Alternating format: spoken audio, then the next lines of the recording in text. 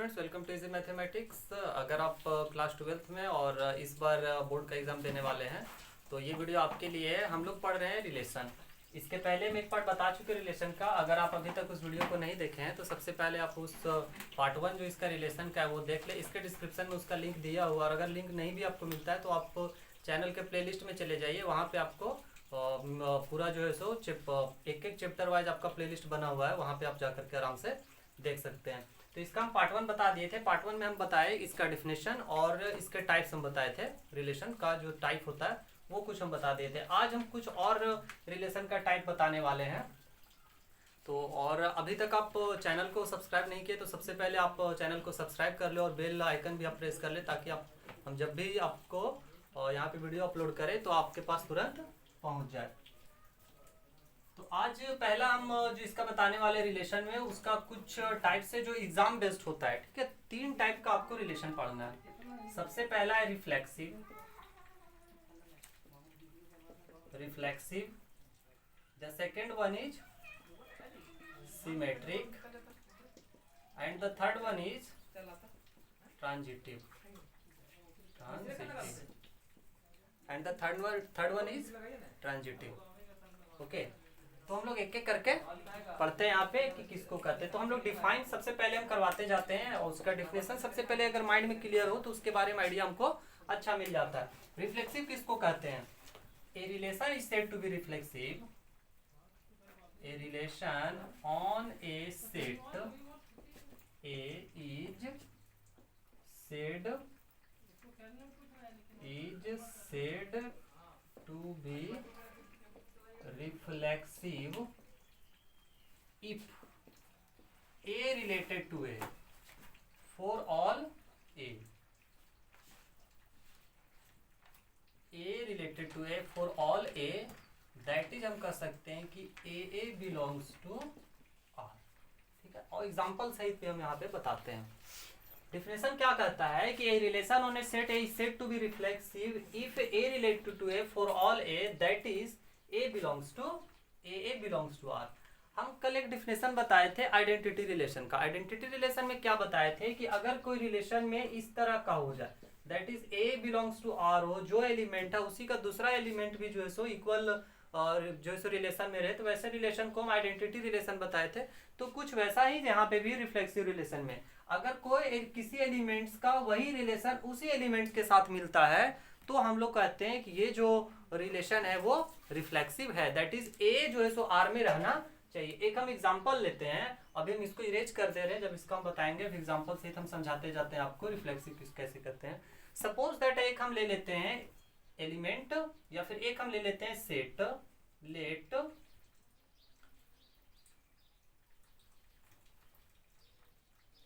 ए बराबर set of all integers. Okay, हम क्या ले लिए कि ए जो है सो सेट ऑफ ऑल इंटीजर्स है। आर इस तरह से डिफाइंड किया गया है, एक रिलेशन हम आर डिफाइंड कर रहे हैं इस तरह से कि इसमें ए बी रहेगा सच दैट कि a square plus b square is integer.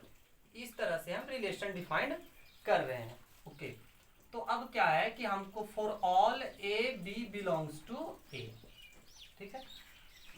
ये एक रिलेशन हम डिफाइंड किए हैं इस तरह से कि उस रिलेशन में ए बी होगा such that a square plus b square is integer. अब हम यहाँ पे सेट जो हम डिफाइंड किए, ये इस सेट पे हम ये जो रिलेशन हम डिफाइंड किए वो इस सेट पे डिफाइंड किए, दैट इज ए पे डिफाइंड किए हैं। और ए क्या है? Set of all integers. तो हमको ये रिलेशन चेक करना है कि ए बिलोंग्स टू आर है या नहीं।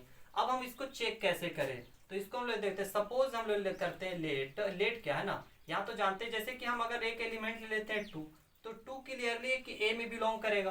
क्यों? क्योंकि यहाँ पे ए जो है सेट ऑफ ऑल इंटीजर्स और इंटीजर्स 2 तो है, तो 2 जो है सो ए में तो जरूर है। अब इसी को इस रिलेशन में हम चेक करके देखते हैं। जब हमको ए चेक करना है, दैट इज यहाँ भी 2 लेना है, यहाँ भी 2 लेना है, तो अगर हम इस 2 को अगर हम देखें चेक करके तो क्या होना चाहिए। और रिलेशन कहने का मतलब क्या है कि इसके रिलेशन इस तरह से डिफाइन किया हुआ है कि अगर ए बी कहे तो उसका मतलब ए स्क्वायर प्लस बी स्क्वायर। तो यहाँ पे अगर हम ले 2 स्क्वायर प्लस 2 स्क्वायर, तो ये कितना हो जा रहा है? 4 प्लस 4 दैट इज 8 आ जा रहा है। 8 एक इंटीजर है, मतलब 2 का खुद के साथ ये रिलेशन जो है इसमें ये रहा। इसका मतलब क्या हुआ कि 2 जो है वो आर में होगा, कंपलसरी होगा। तो यही तो हम पढ़े थे कि अगर ए बिलोंग्स टू आर हो, for all a belongs to R, तो हम 2a में लिए थे, ठीक है, 2a में, सॉरी यहाँ पे अगर हम किसी सेट ए पे डिफाइन कर रहे हैं तो यहाँ पे a होना चाहिए। अगर हम 2a से लिए तो 2 जो है सो r में बिलोंग कर रहा है, ठीक है, तो इसलिए हम कह सकते हैं कि 2 जो है सो यहाँ पे एक, सॉरी, ये जो हम रिलेशन डिफाइंड किए थे वो एक रिफ्लेक्सिव रिलेशन होगा। अब अगर हम जैसे कहते हैं इसी का एक हम दूसरा अगर हम रिलेशन डिफाइंड करें इस तरह से कि r बराबर a b such that a square plus b square is a perfect square, इस तरह से डिफाइंड किया गया है कि ए बी रहेगा तब ए स्क्वायर प्लस बी स्क्वायर जो होगा वो परफेक्ट स्क्वायर होगा। हम चेक करके देखते हैं इसी चीज को, अगर हम चेक करें तो यहाँ पे क्या आ गया, 2 लिए थे, कितना आ गया 8, और 8 एक परफेक्ट स्क्वायर नहीं है। तो क्लियरली यहाँ पे पता चलेगा कि 2 जो है सो इसमें बिलोंग नहीं करेगा। अगर हम इसी चीज को यहाँ पे हम टेस्ट करें तो उस सिचुएशन में जो आर होगा, अगर हम ये जो आर रिलेशन होगा वो रिफ्लेक्सिव नहीं होगा, क्योंकि उसमें ए कहने मतलब सेम एलिमेंट्स का जो रिलेशन है वहां उस पर नहीं पता चल रहा। कुछ और हम एग्जाम्पल लेते हैं इस पे।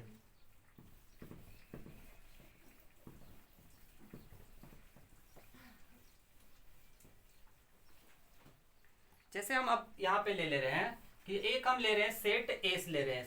सेट एस क्या है, ये हम ले रहे हैं set of all squares in a plane. Okay, एक प्लेन में जितने भी स्क्वायर्स है उसके हम सेट को एस मान लिए हैं, और एक हम रिलेशन इस तरह से डिफाइंड कर रहे हैं such that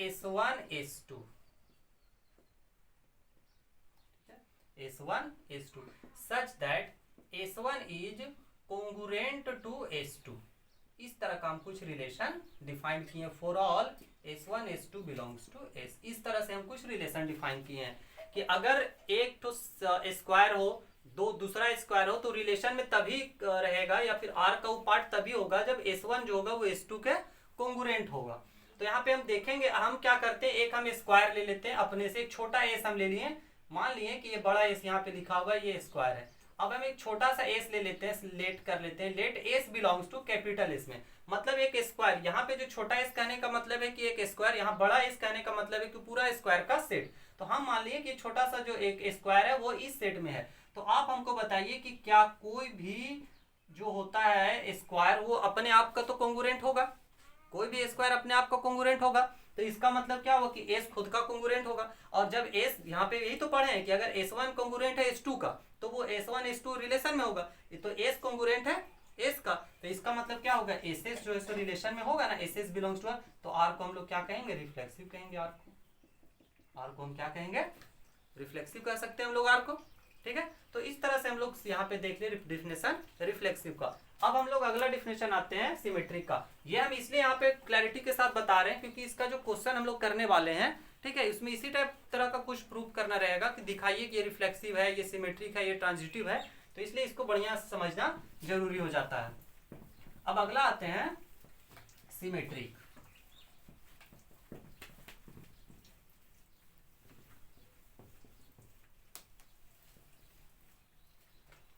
The second one is symmetric relation। Symmetric relation।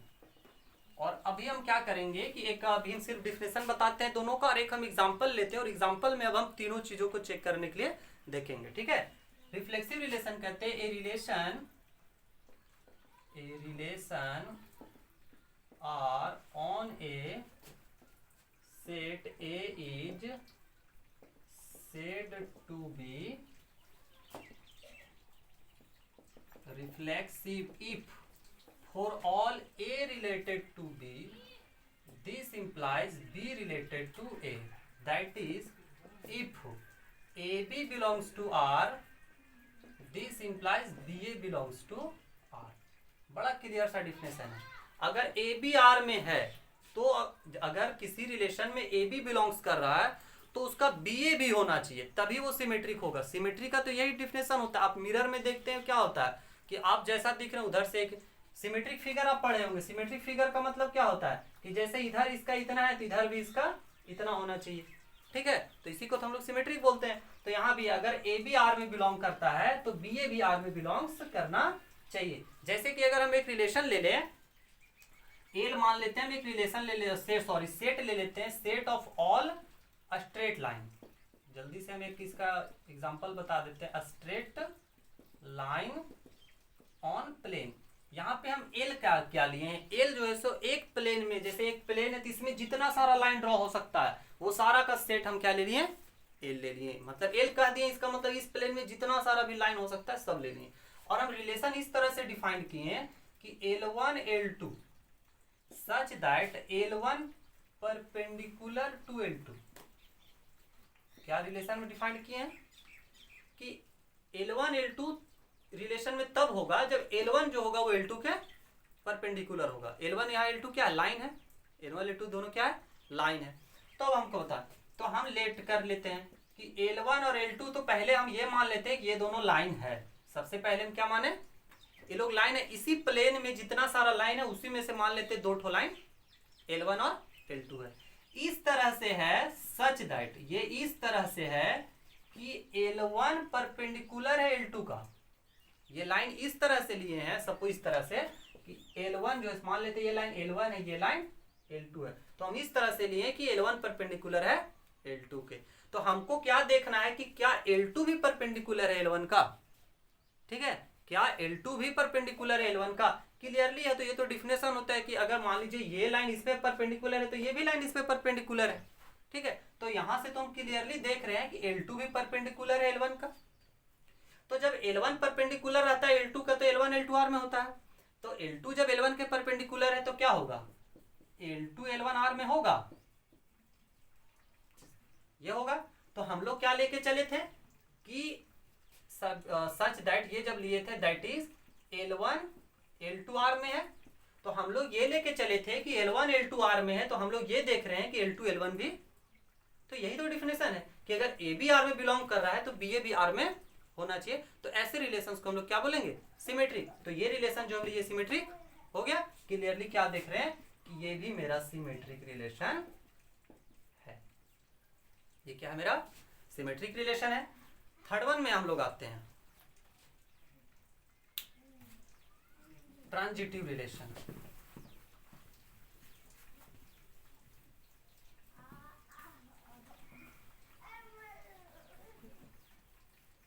Transitive relation,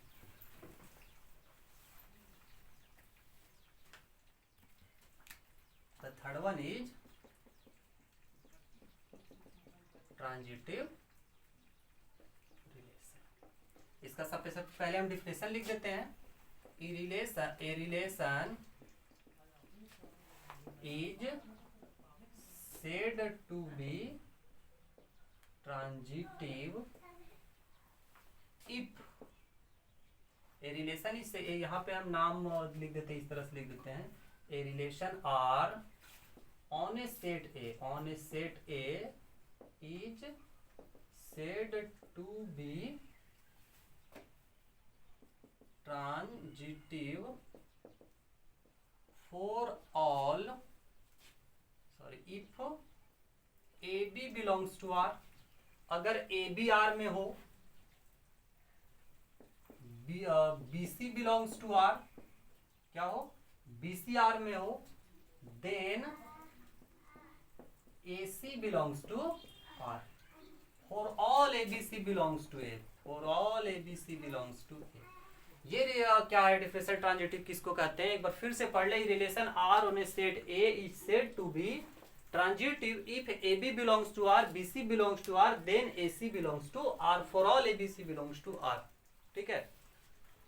अगर ए बी रिलेशन में हो, दैट इज ए रिलेटेड हो बी से, फिर बी सी रिलेशन में हो, दैट इज बी रिलेटेड हो सी से। अगर ऐसा हो और तब ए सी भी आर में हो, ठीक है। अगर ए बी आर में हो, ए सी बी सी आर में हो, मतलब रिलेशन में हो, तब ए सी भी रिलेशन में हो, तब हम लोग उसको क्या कहेंगे कि ये जो रिलेशन है वो ट्रांजिटिव रिलेशन है।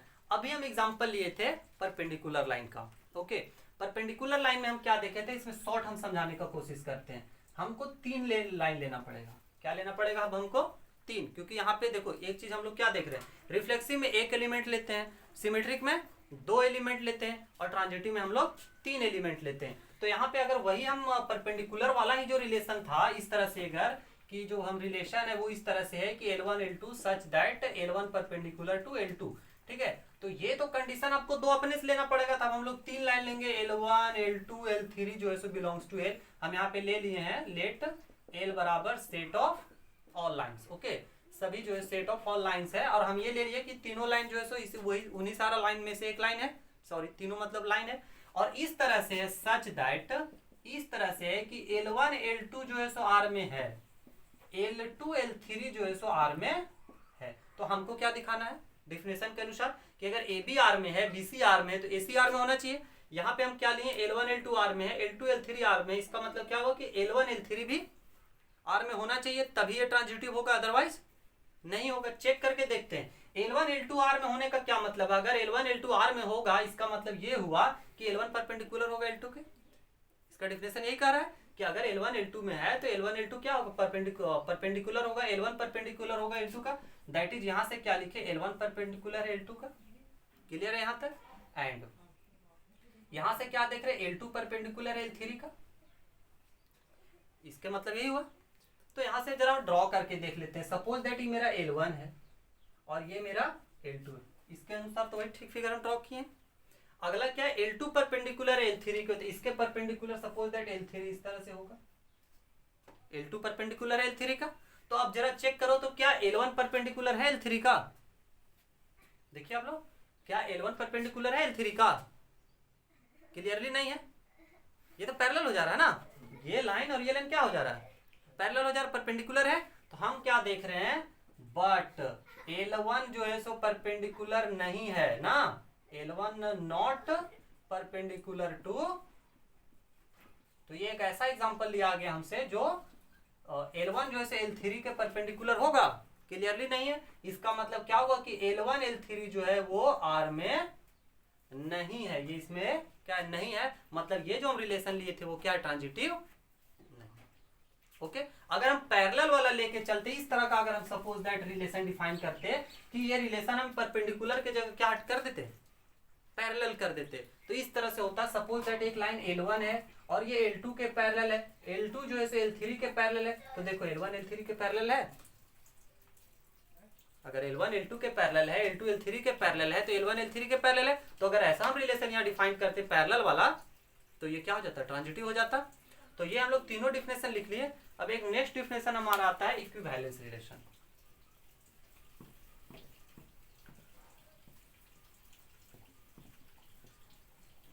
इक्विवेलेंस रिलेशन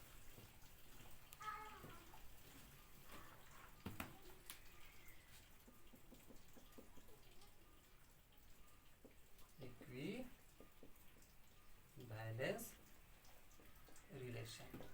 ओके, इक्विवेलेंस किसको कहते हैं, इक्विवेलेंस का कोई भी नया डिफिनेशन नहीं है, जो आप पढ़ चुके हैं वही इक्विवेलेंस। एक ऐसा रिलेशन जो रिफ्लेक्सिव हो, जो सिमेट्रिक हो और ट्रांजिटिव हो, एक ऐसा रिलेशन जो तीनों हो, that is reflexive, symmetric and transitive. तो ऐसे रिलेशन को हम लोग इक्विवेलेंस रिलेशन बोलेंगे। लिख देते हैं, a relation which is reflexive, symmetric and transitive is called equivalence relation. Equivalence relation एक ऐसा रिलेशन जो आपका रिफ्लेक्सिव भी हो, सिमेट्रिक भी हो, ट्रांजिटिव भी हो, तो वैसे रिलेशन को हम क्या कहते हैं, इक्विवेलेंट रिलेशन कहते हैं। और तीनों का हम डिफिनेशन अच्छे से करवा दिए। अब हम लोग कुछ क्वेश्चन लेंगे, उसमें हम लोग देखेंगे कि, और अब जब जो भी हम क्वेश्चन लेंगे उसमें ऐसा ही टेस्ट करने के लिए लेते हैं, और इक्विवेलेंस टेस्ट करने के लिए लेंगे, तो उसमें हमको पता चलेगा कि क्या ये जो है सो मतलब तीनों हम लोग को फिर वहाँ टेस्ट करना पड़ जाएगा। रिफ्लेक्सिविटी भी चेक करेंगे, ट्रांजिटिविटी भी चेक करेंगे, सिमेट्रिक भी चेक करेंगे वहाँ पे। तो अब हम लोग लेते हैं एक एग्जाम्पल। एक हम एग्जाम्पल ले रहे हैं, बहुत ही मजेदार ये जो सो क्वेश्चन हम लिए हैं, बहुत अच्छा लगेगा आप लोग को बनाने में क्वेश्चन और समझने में बहुत अच्छा लगेगा। क्वेश्चन क्या है कि m बराबर ये m जो है वो सेट है all members in a family. एक फैमिली में जितने मेंबर है उनका सेट है, मेल मेंबर भी और फीमेल मेंबर भी। किसी किसी क्वेश्चन में रह सकता है कि सिर्फ मेल मेंबर का सेट है, या किसी में रह सकता है सिर्फ फीमेल मेंबर का है। क्वेश्चन रिलेशन ये दिया है कि r बराबर m1 m2 such that m is brother of m2। That is अगर अगर रिलेशन में तभी रहेगा इसके अनुसार, इस रिलेशन के अनुसार, कि अगर m1 जो है m2 का भाई है। ओके, तो चेक करना है कि क्या ये इक्विवेलेंस रिलेशन है, क्या ये इक्विवेलेंस रिलेशन है, इक्विवेलेंस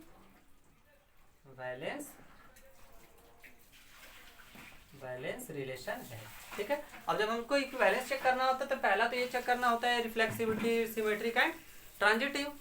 तो हम पहला चेक करते हैं रिफ्लेक्सिविटी।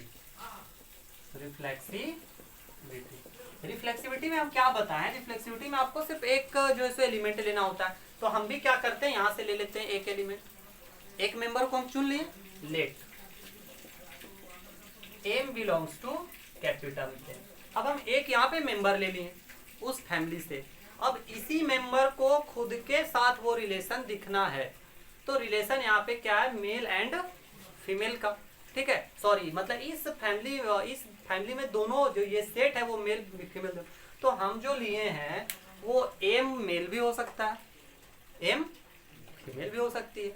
तो अगर m मेल होगा तब तो वो खुद का भाई हो सकता है। क्या कोई खुद का भाई हो सकता है मेल? सबसे पहले तो ये जान ले कि भाई किसको कहते हैं। ठीक है, सबको अजीब लग रहा होगा सुन के भाई किसको कहते हैं। आप भी तो ऐसे नहीं कि रोड में चलते हर इंसान को भाई बोल देते हैं, ऐसा नहीं करते हैं। हाँ, हो सकता है कि ये भाई वाला जो आजकल डायलॉग चला हुआ है उसके अनुसार आजकल सबको क्या भाई कैसे कर देते हैं, लेकिन वो एक्चुअली हम लोग यहाँ पे पढ़ रहे हैं तो डिफिनेशन के अनुसार पढ़ेंगे। ओके, भाई किसको कहते हैं? तो भाई का डिफिनेशन होता है कि एक ही माँ से जन्म हुआ, अगर दो मेल एक ही माँ से जन्म हुआ उनका, तब उसको भाई कहा जाता है। बाकी आपका जितना भी जो है वो आपका अलग टाइप के भाई, तो कोई चचेरा ममेरा वर्ड लग जाता है। ठीक है, लेकिन भाई एक्चुअली कौन होता है? जो एक ही माँ से जन्म हो।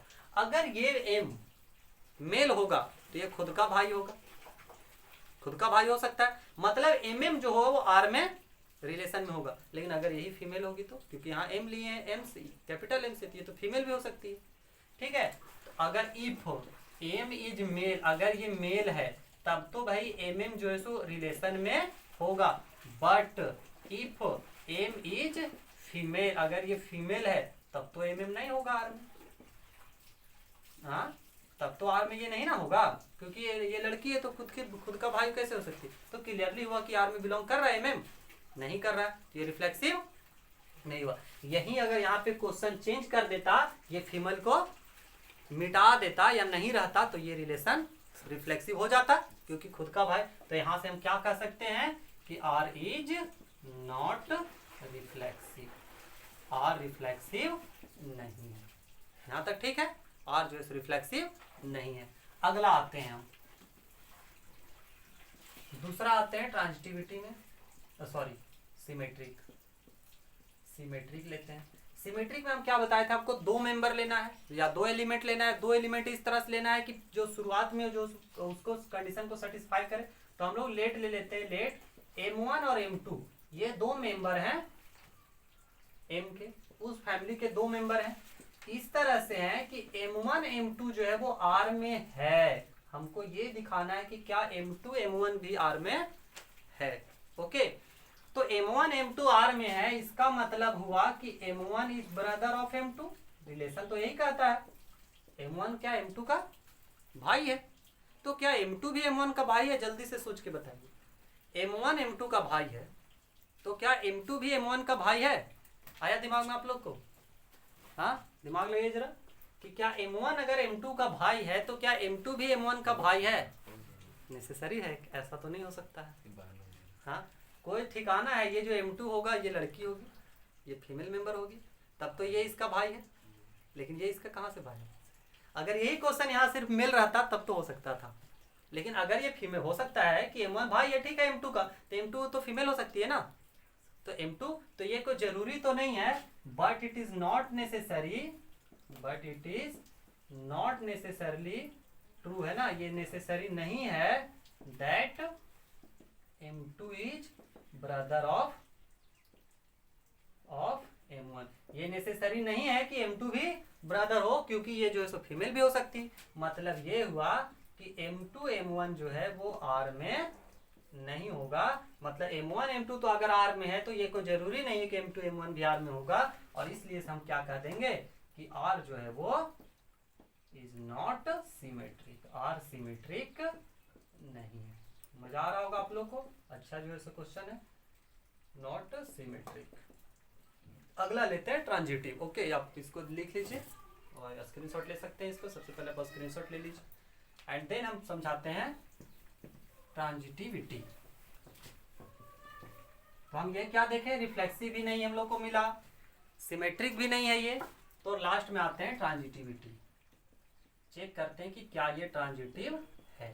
तीसरा ट्रांजिटिव में हम क्या बताए थे, जब इसको हम लिखेंगे लेट 3 एलिमेंट हमको लेना होता है, M1 M2 M3। ये तीनों मान लिए 3 मेंबर हम ले लिए इस फैमिली के, इस तरह से लिए हैं कि M1 M2 जो है वो R में है। क्या है, M1 M2 R में है, M2 M3 भी R में। सिमेट्रिक में यही होता है तरीका प्रूफ करने का कि M1 M2 R में है, M2 M3 R में है। तो क्या M1 M हमको क्या चेक करना है कि क्या M1 M3 भी R में है। ओके, तो M1 M2 R में है, इसका मतलब क्या हुआ, M1 is brother of M2, brother of M2। और इसी तरह यहाँ पे क्या लिखा हुआ है कि M2 M3 भी R में, इसका मतलब क्या हुआ, M2 is brother of M3। हमको ये दिखाना है कि M1 M3 R में है, मतलब हमको ये दिखाना है कि M1 is brother of M3। हमको ये दिखाना है, ये हमको दिखाना है, हमको चेक करना है कि M1 ब्रदर है M3 का। यहां से आप देखें, क्या देख रहे हैं, M1 भाई है M2 का, M1 भाई है M2 का, M2 भाई है M3 का, यहाँ पे 3 लिखा हुआ है। तो इसका मतलब तो क्लियर हो गया, M1 जो है मेल मेंबर है और M1 M2 का भाई है, M2 M3 का भाई है। तो ये क्लियरली है कि M1 M3 का भी भाई होगा, भले M3 गर्ल हो, भले M3 अगर फीमेल हो भी जाती है तो उससे हमको कोई दिक्कत नहीं पड़ता है, ठीक है, क्योंकि यहाँ पे M1 भी मेल, M1 भी मेल, M2 भी मेल हो गया, और अगर M3 फीमेल भी है तो उससे क्या, ये इसका भाई है, ये इसका भाई है, तो ये इसका तो भाई हो ही सकता है, ठीक है।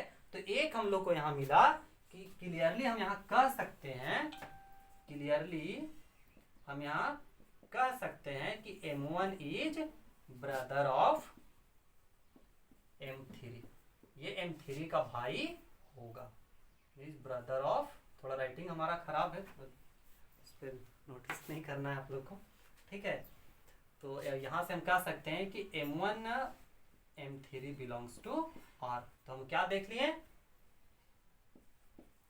कि M1 M2 R में है, M2 M3 R में है, तो M1 M3 भी R में है। तो ये रिलेशन क्या हुआ, इसलिए R इज ट्रांजिटिव। तो हम क्या देख लिए कि R जो है सो रिफ्लेक्सिव नहीं है, सिमेट्रिक नहीं है, लेकिन ट्रांजिटिव है। तो ये रिलेशन इक्विवेलेंस होगा, क्लियरली नहीं होगा, क्योंकि इक्विवेलेंस होने के लिए तीनों चीज होना चाहिए। तो हम हेंस यहाँ लिख देते हैं, क्या लिखे, R is transitive but not reflexive and symmetric,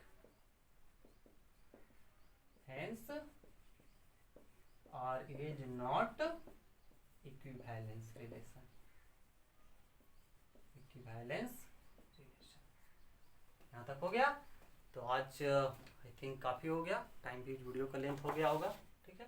आज का क्लास यहीं तक रहने देते हैं। आई होप कि आपको अच्छे से समझ में आ रहा होगा, ठीक है। बहुत ही मज़ेदार ये क्लास था, अच्छे से समझाया भी आपको। और अगले पार्ट में हम और कुछ अच्छे अच्छे एग्जाम्पल लेकर के आने वाले हैं, ठीक है। सीबीएसई में इस टाइप का जो क्वेश्चंस है वो आता है इस तरह का प्रूफ करने के लिए। हालांकि जैक में फंक्शन से रिलेटेड क्वेश्चन आता है, बट अगर आप सीबीएसई का स्टूडेंट है तो इस टाइप का क्वेश्चन वहाँ पे प्रूफ करने के लिए आता है। फंक्शन भी बताएंगे, 1-2 वीडियो और हम लाएंगे इसमें, जिसमें और अच्छे अच्छे एग्जाम्पल जो है हम इसमें करवाएंगे। एंड थैंक्स कि आप देखें क्लास, और शेयर जरूर किया कीजिए, क्योंकि हमारा रीच थोड़ा कम है। आप जितने लोग तो पहुँचाएंगे हमारे वीडियो, उतने लोग तो पहुँचेगा। अलग अलग आप कहीं भी शेयर कर सकते हैं, फेसबुक, व्हाट्सएप, टेलीग्राम, इंस्टा, कहीं पे भी आप इसको शेयर करें, ज़्यादा लोगों तक पहुंचाएं, ताकि ज़्यादा से ज़्यादा लोग हमारे मेहनत का फ़ायदा उठा सकें। Okay, thanks for watching.